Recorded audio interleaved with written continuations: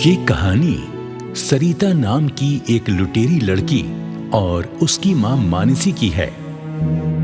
कुछ दिन पहले ही ये दोनों माँ बेटियां एक गांव में रहने के लिए आईं। इस गांव में आकर वो किराए पर रहने लगीं। दरअसल सरिता और मानसी दोनों ही कई गांवों में लोगों को लूट कर आ चुकी थी। उनके लूटने का तरीका बड़ा ही निराला था। वो जिस गांव में जाती वहां के सबसे धनी परिवार से अपना रिश्ता जोड़ने के लिए सरिता उस घर के किसी लड़के से शादी कर लेती और शादी के कुछ दिनों के बाद ससुराल का सारा माल लूटकर मां के साथ वहां से 9-11 हो जाती। अब ये दोनों माँ बेटियां एक छोटे से गांव में आ चुकी थीं। पता नहीं ये दोनों माँ बेटियां अब किस परिवार को अपना शिकार बनाने वाली थीं।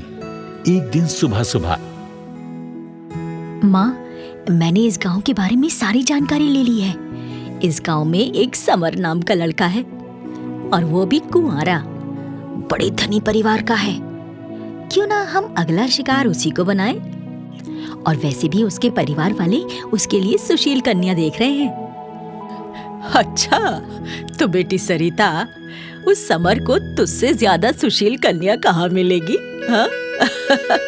तू तो है ना सुशील कन्या। हाँ माँ, मैं तो बड़ी सुशील हूँ। चलो अब चल के इस गांव के सबसे धनी परिवार को अपना ससुराल बनाते हैं। मानसी और सरिता ने अपना अगला शिकार तो चुन लिया था। अब इस नए शिकार को अपने जाल में फंसाने के लिए वो दोनों समर के घर पहुंच गईं। जी कहिए, कौन है आप लोग? जी, हम कुछ दिनों पहले ही इस गांव में रहने आए हैं। हम पुलगांव शहर में रहते थे पहले। दरअसल मेरी बेटी का ना मुझे ब्याह करवाना है। ये मेरी बिटिया सरिता है। इसे रिश्ते तो बहुत बड़े घर के मिल रहे हैं, लेकिन इस गांव में ही करवाना है मुझे इसका ब्याह, क्योंकि मैंने सुना है कि इस गांव के लोग बड़े ही अच्छे हैं। सब मिलजुल कर प्यार मोहब्बत से रहते हैं, एक दूसरे के दुख के साथी बनते हैं। तो मैंने सोचा क्यों ना मैं अपनी बेटी सरिता का ब्याह आपके बेटे समर के साथ करवा दूं। अब बहन जी, हमें पता चला है कि आपका बेटा भी तो ब्याह के लायक हो गया है ना, और आपको एक सुशील लड़की की भी तलाश है। वो सब तो ठीक है बहन जी, लेकिन हम तो आपको जानते भी नहीं हैं। अरे बहन जी, इस संसार में कौन अपना और कौन पराया। हम सब तो यहाँ 4 दिन के मेहमान हैं बस। और वैसे भी मेलजोल बढ़ाने से तो जान पहचान हो ही जाती है ना। बहन जी, आपकी बात है तो सही, लेकिन फिर भी आपके घर का कोई आदमी होता, मेरा मतलब है कि आपके पति, वो आते तो अच्छा रहता। भाई साहब, मेरे पति का तो एक दुर्घटना में निधन हो गया था। तब से हम दोनों माँ बेटी अकेले ही रहते हैं। वैसे मेरे पति ने अपनी करोड़ों की संपत्ति अपनी बेटी सरिता के नाम कर रखी है। अब मेरा क्या है, आज हूँ कल नहीं। क्या करोड़ों की जायदाद की मालकिन है ये लड़की? अरे ये तो मेरे घर में सोने का अंडा देने वाली चिड़िया आ गई। इस चिड़िया को यहाँ से उड़ के जाने नहीं देना होगा। अरे बहन जी, आप दोनों बैठिए ना, हम 2 मिनट में आते हैं। सविता, बेटा समर, जरा इधर तो आओ। समर का पिता समर और उसकी माँ सविता को अपने कमरे में ले गया और इधर सरिता और मानसी दोनों सोफे पर बैठी हुई थी। अरे माँ, कहीं ने हम पर शक तो नहीं हो गया कि हमने इनसे जो कुछ कहा वो सब झूठ है? अरे बिटिया, तू अपनी माँ को जानती नहीं है क्या? मेरी बातों से इनके दिल दिमाग काम करना बंद कर दिए हैं। अब तू देखती जा बस आगे क्या होता है। दूसरी ओर समर के माता पिता भी लालच में आ गए थे। जी क्या हुआ? आप हमें यहाँ क्यों लेकर आए हैं? अरे सविता, तुमने सुना नहीं? उस लड़की के नाम पर करोड़ों रुपए की संपत्ति है। वो इकलौती उस जायदाद की मालिक है। अरे जरा दिमाग लगाओ, उसके परिवार में केवल उसकी माँ ही तो है। अरे वो कितना जिएगी, साल 2 साल में बला टल जाएगी। उसके बाद फिर सारी जायदाद सरिता के पास से आ जाएगी, और जब सरिता हमारे घर की बहू बन जाएगी तो उसकी सारी जायदाद भी हमारी ही होगी ना। अरे सोचो सविता, इतनी जायदाद पाकर हम और भी ज्यादा धनी बन जाएंगे। अरे हाँ, ये तो मैंने सोचा ही नहीं। अरे ये तो बड़ी अच्छी बात है, हमें इस नेक काम में देर नहीं करनी चाहिए। चलिए हम चलकर इस रिश्ते के लिए हाँ बोल देते हैं। समर और उसके माता पिता सरिता और मानसी की बातों में फंस चुके थे। दोनों परिवारों में बातचीत हो जाने के बाद समर और सरिता का विवाह हो गया। अब मानसी अकेली अपने किराए के घर में रहने लगी। इधर सरिता अपने ससुराल में अपने पति और सास ससुर के पास रहने लगी। कई दिन ऐसे ही गुजर गए। इधर मानसी अपने घर में थी।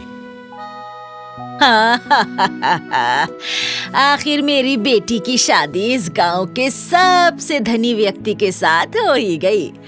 अब तो शादी को कई दिन भी बीत गए हैं। चलो अब चलकर अपनी प्यारी बिटिया सरिता को ये खबर दे आऊं। अब अपने उस काम को अंजाम दे ही देगी वो, जिसके लिए हमने इतना बड़ा झमेला खड़ा कर रखा है। और आखिरकार सरिता को अपने ससुराल में वहां की तिजोरी पर हाथ साफ करने का एक मौका आखिरकार मिल ही गया। अरे सविता, लो तिजोरी में ये 7 लाख रुपए रख दो। हमारी वो पुरानी जमीन थी ना, वो आज अच्छे दामों में बिक गई।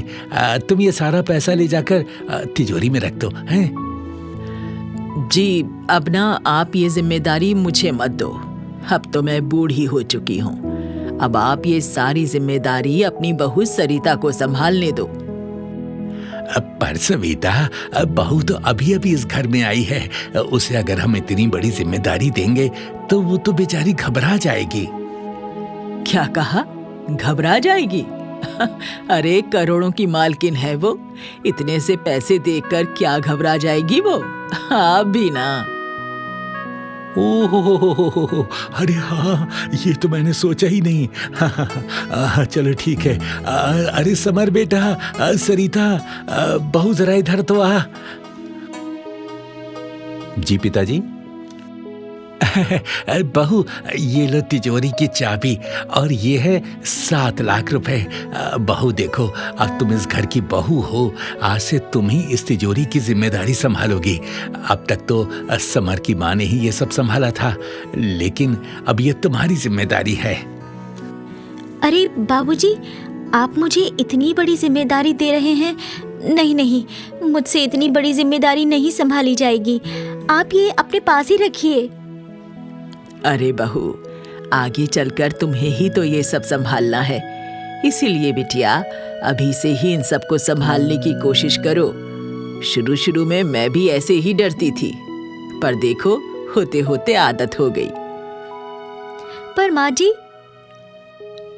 अरे सरिता, जब माँ कह रही हैं तो ले लो ना। अरे उन्हें तुम पर पूरा विश्वास है, तुम ये सब बहुत अच्छे से संभालोगी। रख लो। ठीक है, जब आप लोग इतना कह ही रहे हैं तो ये जिम्मेदारी मैं संभालने की कोशिश करूंगी। जाओ बहू जाओ, ये सारा पैसा ना अब तिजोरी में रखा हो। तिजोरी की चाबी हाथ में आते ही सरिता की तो जैसे लॉटरी ही लग गई। वो मन ही मन बड़ी खुश हो रही थी, जैसे उसने दुनिया जीत ली हो। वो सारे पैसे और तिजोरी की चाबी लिए खुशी खुशी तिजोरी के पास आई, और जैसे ही तिजोरी का दरवाजा खोला तो उसमें रखे जेवर और पैसों को देखकर सरिता की आंखें फटी की फटी रह गई। अरे बाप रे, इतना पैसा!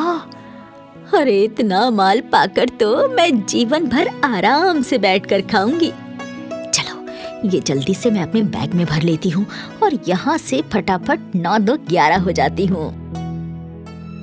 और इस तरह रात को मौका पाते ही सरिता बैग लेकर वहां से फटाफट 9 2 11 हो गई। घर के पीछे से दौड़ती हुई वो अपने घर की ओर गई। तभी रास्ते में उसे अपनी माँ मानसी मिल गई। सरिता मानसी को सारी बात बताती है। उसके बाद दोनों माँ बेटियां उस गांव से बहुत दूर भाग जाती हैं। इधर समर और उसके परिवार वाले जब अपने घर की तिजोरी का पैसा और माल और अपने घर की बहू को गायब देखते हैं तो उनके होश उड़ जाते हैं। तीनों बाद में रो रो कर पागल हो जाते हैं। इस तरह सरिता ने बहू बनकर समर और उसके परिवार वालों को भिखारी बना दिया और एक बहू बनकर समर के घर का सारा माल और पैसा लूटकर चली गई।